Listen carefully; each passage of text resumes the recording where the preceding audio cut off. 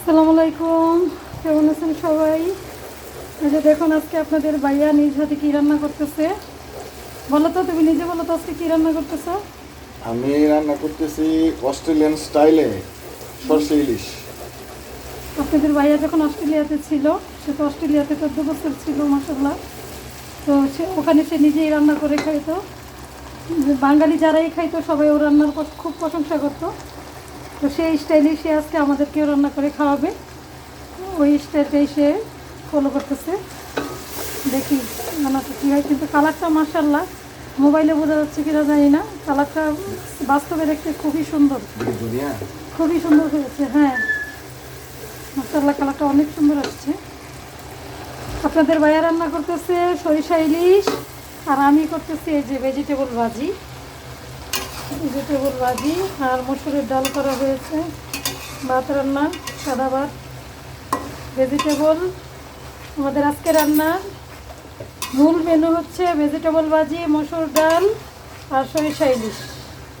আমার বাসর আসছে বাসায়, তো উনি আবার মাংস একটু কম পছন্দ করে। আপনারা জানেন গতকালকের একটা ভিডিও আপনাদের সাথে শেয়ার করেছি, সেটা হচ্ছে গরুর মাংসের রেসিপিটা। তো আজকে আমরা দেখাচ্ছি আপনার ভাইয়া কীভাবে অস্ট্রেলিয়ান স্টাইলে সরিষা ইলিশ রান্না করতেছে। এখানে কিন্তু আপনাদের ভাইয়া কোনো রকম কোনো পেঁয়াজ, রসুন, আদা এগুলো কোনো কিছু ইউজ করে নাই। তুমি সরিষা ইলিশে কী কী দিয়েছো বলো তো একটু, আমাদের ভাই বোনদেরকে সবাই জানুক। আমি দিছি বলতে প্রথমে তো তোমার ডেক্সিটা বসাইলাম, বসানোর পরে ডেক্সিটা গরম করে তোমার সরিষার তেল দিছি পরিমাণ মতো। আচ্ছা এটা শুধু সরিষার তেল দিয়ে হবে, এটাতে অন্য কোনো সয়াবিন তেল যাবে না। আচ্ছা। কারণ সরিষার তেল দিয়ে রান্না করলে এটার একটা সরিষার একটা ফ্লেভার আছে। যেহেতু সরিষা ইলিশ পাক করতেছি, ওইখানে সরিষার তেলই যাবে। সয়াবিন তেল দিয়ে পাকালে ওইটার ওই ফ্লেভারটা আসবে না, অরিজিনাল ফ্লেভারটা আসবে না। ঠিক আছে, তো যাই হোক সরিষার তেল দিলাম, তেল না গরম হওয়ার পরে এই যে তোমার সরিষাটা যে বাইটা রাখছি, সরিষা বাটাটার সাথে 4-5টা কাঁচামরিচও বাটতে হবে। একসাথে দিয়ে দিতে হবে। তো ওই যে সরিষা বাটাটা তোমার মনে করো তেলের মধ্যে ছেড়ে দিতে হবে। ঠিক আছে, ছেড়ে দিয়ে সেটা এরকম একটা হালকা গরম করতে হবে। এর মধ্যে তোমার হালকা হলুদ আর হালকা একটু ধনিয়ার গুঁড়াটা না দিলে ভালো হয়, তবে হলুদটা মাস্ট দিতে হবে কালারের জন্য। ঠিক আছে, দিয়ে এরকম ভাবে তোমাকে এটা প্রথমে কষাইতে হবে। যখন দেখবা যে তোমার এই হলুদটা, তেলটা, মশলাগুলো ভালো করে কষে গেছে, হ্যাঁ উপরে তেল বেসে গেছে, তখন তুমি পানি দিয়ে দিতে হবে। ঠিক আছে, পানি দিয়ে আবার পানিটাকে তোমার কষাইতে হবে সুন্দর করে।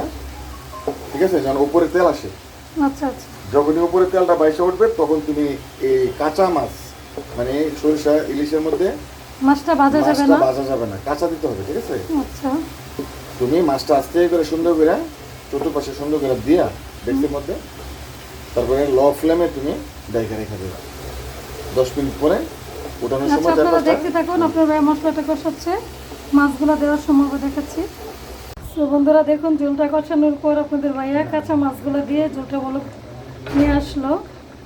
কষানো মশলাটাতে ঝোল দিয়ে মাছটা দিয়ে দিল।